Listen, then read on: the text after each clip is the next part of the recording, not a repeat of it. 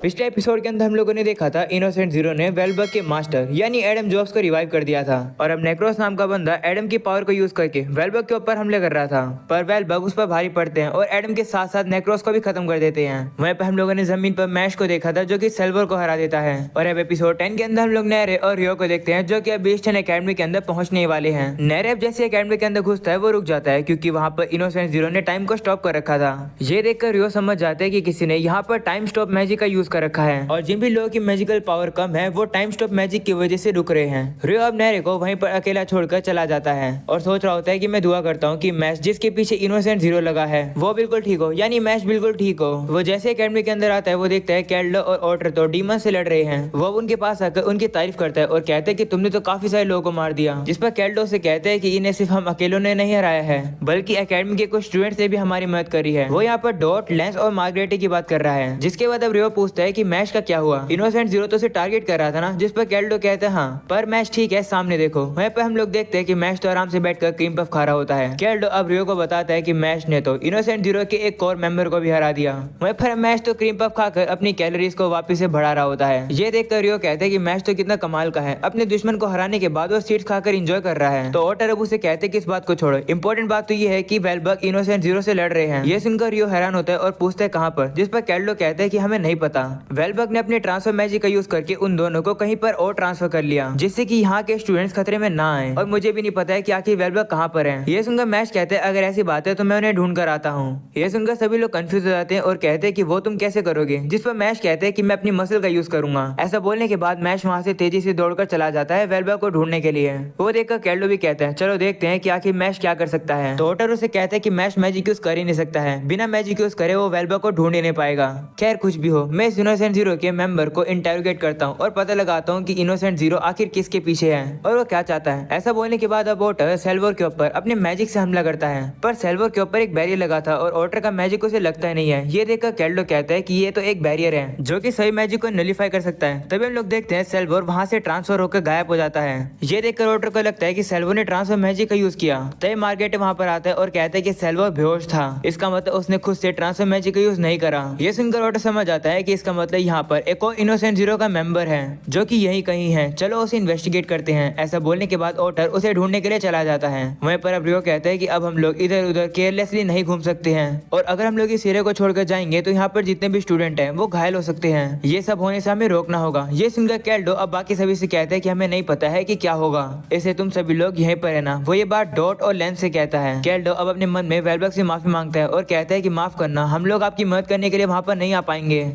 आप भी नोब्लिस ओब्लाइस्ट के एक मेंबर हो, अगर आप हमारी जगह पर होते तो आप भी यही करते हैं। दूसरी तरफ अब रियो को दिखाया जाता है जो कि कहने लगता है कि नोब्लिस ओब्लाइस्ट वो लोग होते हैं जो कि कमजोरों की मदद करते हैं, यानी कि अगर वेलबग हार जाएंगे तो उन्हें बचाने के लिए मुझे जाना होगा क्योंकि इस दुनिया में उनके बाद मैं नंबर 1 हूँ। रियो मन में मैच से कहता है कि तुम वेलबग को जरूर ढूंढना क्योंकि इस समय पर मेरे बाद तुम सबसे ज्यादा कूल हो। अगले सीन में हम लोग इनोसेंट जीरो को देखते हैं जो कि वेलबग के स्पेस सेक्रीफाइस के बारे में सोच रहा होता है क्योंकि उसने ये स्पेल काफी समय बाद देखी है। वेलबग अब इनोसेंट जीरो से कहते हैं कि अब तुम्हारी बारी है। वो अब अपने में अपने मास्टर से कहते हैं कि अब सारी चीजों को आप मुझ पर छोड़ दो। जिसके बाद हम लोग देखते हैं इनोसेंट जीरो अपनी टाइम पावर को यूज करके वेलबग के ऊपर हमला करता है पर वेलबग अपनी स्पेस पावर को यूज करके इनोसेंट जीरो के अटैक से बच जाते हैं और एकदम से इनोसेंट जीरो के ब्लाइंड स्पॉट यानी उसके पीछे आ जाते हैं और वो उसके ऊपर एक काफी पावरफुल हमले से हमला करते हैं। पर वो देखते हैं कि इनोसेंट जीरो तो वहां पर होता ही नहीं है। वो देखते हैं कि इनोसेंट जीरो अब उनके पीछे आ चुका है। ये देखकर वेलबग समझ जाते हैं कि इनोसेंट जीरो ने टाइम को मैनिपुलेट कर लिया है पर वो सोचते हैं कि ऐसा इनोसेंट जीरो ने कब किया। तभी इनोसेंट जीरो वेलबग के हाथ के ऊपर टाइम रिबाउंड नाम की स्पेल का यूज कर देता है जिससे कि एकदम से वेलबग का जो हाथ है वो एकदम से बूढ़ा होने लगता है, यानी वहां पर टाइम काफी तेजी से बीतने लगता है, वो बूढ़ा हो जाता है और ऐसा उनके चेहरे पर भी हो रहा होता है। ये देखकर इनोसेंट जीरो वेलबग से कहते हैं कि अगली बारी तुम्हारे पैरों की है।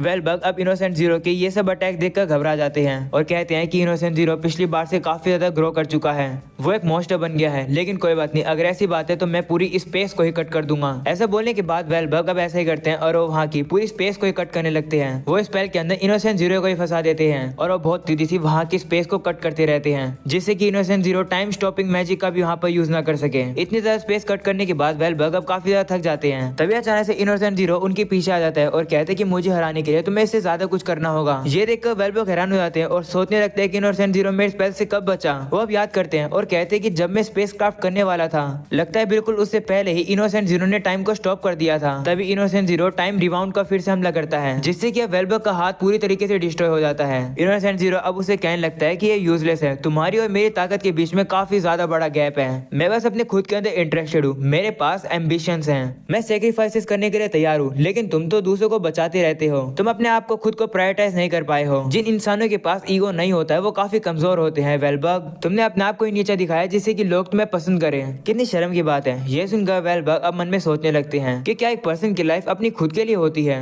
वो अब अपनी पास्ट की चीजों को याद करते हैं और कहते हैं कि मेरा जन्म एक कमजोर सी बॉडी में हुआ था, मेरे ग्रेड्स भी इतने अच्छे नहीं थे और मैं काफी डरपोक था। स्कूल में मेरे लिए कोई भी जगह नहीं थी, तो ऑफ कोर्स मेरे पास कोई भी दोस्त नहीं था। स्कूल जाने का मेरे पास कोई रीजन ही नहीं था, इसलिए मैं घर पर ही रहने लगा। मेरे अंदर कॉन्फिडेंस की कमी थी, इसलिए मैं डरपोक बन गया। मैं नहीं चाहता था कि दूसरे लोग मुझे रिजेक्ट करें, तो इससे पहले कि लोग मुझे रिजेक्ट करें मैंने सोच लिया था कि मैं लोगों से मिलूंगा ही नहीं। मुझे लगने लगा था कि ये वर्ल्ड काफी ज्यादा बोरिंग है, और तभी मैं अपने मास्टर एडम से मिला। हम लोग अब एडम को देखते हैं जो कि वेलबग से कहते हैं कि क्या तुम्हें पता है कि कैपिबारा 15 किलोमीटर प्रति घंटा की स्पीड से दौड़ सकता है, और हाँ स्कूल आओ। एडम हर बारी वेलबग के घर आया करता था और उसे अलग अलग जानवरों के बारे में बताया करता था, भले मौसम कैसा हो, भले ही वेलबग एडम को कितनी बुरी तरीके से ट्रीट करते हो। एडम हमेशा आकर वेलबग के साथ इन्वॉल्व होने की कोशिश करता था और उसे स्कूल बुलाता था। समय इस तरीके से बीतता गया और एक दिन वेलबग ने एडम से पूछा कि आखिर तुम मेरे लिए इतना ज्यादा क्यों करते हो। तो एडम उसे कहते हैं कि बात ऐसी है कि मैं तुम्हें बस अकेला नहीं छोड़ सकता हूँ। वेलबग अब कहते हैं कि एडम के इस सेंटेंस ने मुझे बचा लिया, सिर्फ एक सेंटेंस ने। एडम के एक्शन और उसकी स्माइल सीन एपिसोड का आता है जहाँ पर वेलबग इनोसेंट जीरो से कहते हैं कि जैसे तुम जीते हो मतलब अपने खुद के लिए जीते हो, ऐसा जीना भी सही है, लेकिन मैं हमेशा से ही लोगों की मदद करता आया हूँ, तो ऐसा तो हो ही नहीं सकता है कि जो लोग मुझसे कमजोर हैं मैं उन्हें अबैंडन कर दूं। ये सुनकर वेलबग अब अपनी पूरी पावर का यूज करते हैं। उसे देखकर इनोसेंट जीरो सोचता है कि क्या वेलबग इसे यहाँ पर अनलीश करने की सोच रहा है। वेलबग अब कहने लगता है कि भले ही ऐसा करने से मेरी जान क्यों ना चली जाए, मैं अपने आइडियाज को चेंज नहीं करूंगा, उन आइडियाज को जो कि मास्टर ने मुझे सिखाए थे। वेलबग के इस मैजिक को देखकर इनोसेंट जीरो कहता है कि ट्रिपल लाइनर्स के बीच में भी काफी कम लोग हैं जिन्हें मैजिक के इफिटोम का एक्सेस अलाउ है। वेलबग अब उस मैजिक का यूज करते हैं जिसका नाम होता है स्पेस थर्ड, और अब वेलबग और इनोसेंट जीरो एक अलग सी जगह पर आ जाते हैं और वेलबग के पीछे एक मशीन जैसी चीज होती है जिसे वो कहते हैं उरेनस इंक्लिनेशन। उसे देखकर इनोसेंट जीरो कहता है कि थर्ड स्पेल छड़ी में से गॉड की ताकत को बाहर निकालता है। भले ही वेलबग बूढ़ा हो गया हो, उसकी पावर कम नहीं हुई है। वेलबग अब उसे कहते हैं कि तुम्हें तो पता ही होगा, ये है उरेनस की पावर, यानी गॉड ऑफ स्काई की पावर। इसके स्पेस कार्ड मैजिक को कोई भी अवॉइड नहीं कर सकता है। ये सुनकर इनोसेंट जीरो अपनी पावर को यूज करता है, पर वो अपनी पावर को यूज ही नहीं कर पा रहा होता है। ये देखकर वेलबग उससे कहते हैं कि ये यूजलेस है, इस जगह के अंदर सारे मैजिक ट्रांसफर हो जाते हैं। अब इनोसेंट जीरो तुम यहाँ से कहीं नहीं भाग सकते हो,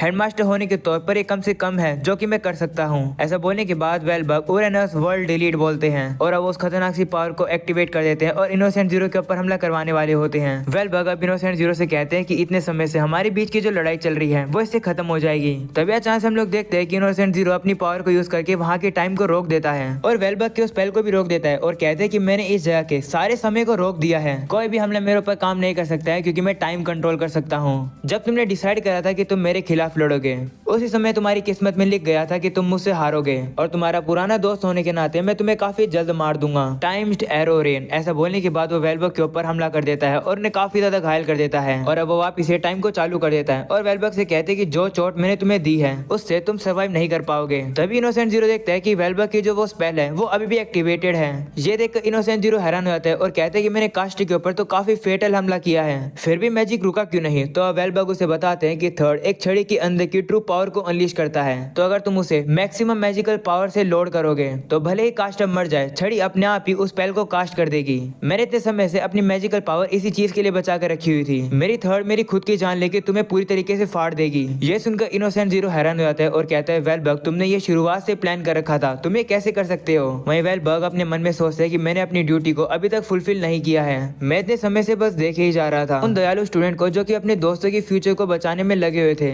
एक ऐसा स्टूडेंट जो कि दुनिया की रूल्स को बदलने की कोशिश कर रहा है अपनी छोटी बहन को बचाने के लिए। एक दयालु बच्चा जो कि डिवाइन विजनरी बनना चाहता है, अपने दोस्तों को प्रोटेक्ट करना चाहता है और गलतियों को ठीक करना चाहता है जिससे कि वो अपने ग्रैंडफादर के साथ बिना मैजिक के रह सके। ये दुनिया और ज्यादा बेहतर हो सकती है, ये दुनिया में काइंडनेस काफी ज्यादा भर सकती है जहाँ पर हम लोग एक दूसरे को रिस्पेक्ट करेंगे और हमारी कमजोरियों को एक्सेप्ट करेंगे। इसलिए मैं उन सभी स्टूडेंट्स को बचाऊंगा, वो कमजोर लोग हैं, मैं भी पहले काफी समय पहले ऐसा ही था। लोगों को यहाँ पर इक्वली ट्रीट नहीं किया जाता है और चीजों को सुधारने के लिए इसी पर्पस के लिए मैं अपने एफर्ट्स करूंगा और दूसरों को लीड करूंगा, बिल्कुल वैसे जैसे मेरे मास्टर ने मेरे लिए किया था, जहाँ पर हम लोग एक साथ मिलकर हंस सके। ये सारी चीजें मैं अपने खुद के एक्शन से दिखाऊंगा अपने स्टूडेंट्स को। ऐसा बोलने के बाद वेलबग अपनी उस पावर को यूज कर देते हैं और अपने साथ साथ इनोसेंट जीरो को भी भी खत्म कर देते हैं। उस मैजिक की लाइट इतनी ज्यादा तेज होती है कि उसे सभी लोग देख पाते हैं। उसे देखकर रियो कहते हैं कि ये तो स्पेशल मैजिक है, इसका मतलब ऐसा नहीं हो सकता है। वहीं पर अब सभी डिवाइन विजनरी समझ जाते हैं कि आखिरकार वेलबग ने क्या किया है। तभी हम लोग देखते हैं कि वो लाइट अब अचानक से श्रिंक होने लगी है। उसे देखकर कैल्डो कहता है कि श्रिंक क्यों हो रही है, स्पेशल मैजिक तो एक एक्सपेंडेड एरिया में एक्टिवेट होता है।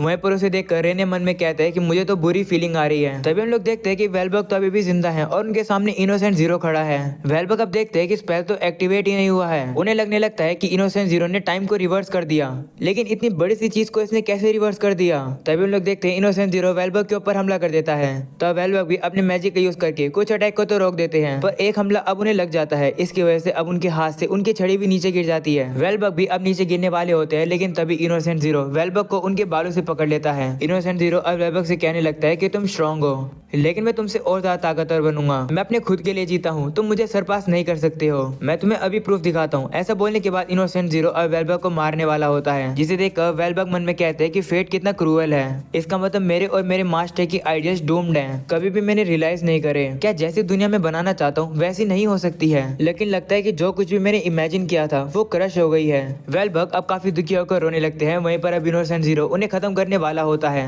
लेकिन तभी एंट्री होती है मैश की, जो कि इनोसेंट जीरो के मुंह पे आकर एक लात मारता है। उसे देखकर वेलबग हैरान हो जाते हैं और मैश से कहते हैं कि तुम यहाँ क्या कर रहे हो। तो मैश उसे कहता है कि आपने एंट्रेंस एग्जाम में मुझसे पूछा था कि अगर मेरा अपोनेंट मुझसे काफी ज्यादा ताकतवर हुआ तो मैं क्या करूंगा। क्या आपको याद है कि मैंने क्या कहा था? मैंने कहा था कि मैं अपने मुक्के से उस दुश्मन को खत्म कर दूंगा, और अभी भी मैं वही करने आया हूँ। और अब यहीं पर हो जाता है ये एपिसोड खत्म। आई नो काफी ज्यादा कमाल का एपिसोड था, इसलिए तुम लोग मुझे इंस्टाग्राम पर फॉलो कर लेना, जिसका लिंक तुम लोग को डिस्क्रिप्शन एंड कमेंट में मिल जाएगा। तो आज के लिए इतना ही, मिलते हैं अगले एपिसोड में। चैनल को सब्सक्राइब कर देना, वीडियो को लाइक कर देना। मिलते हैं अगले एपिसोड में, बाय बाय।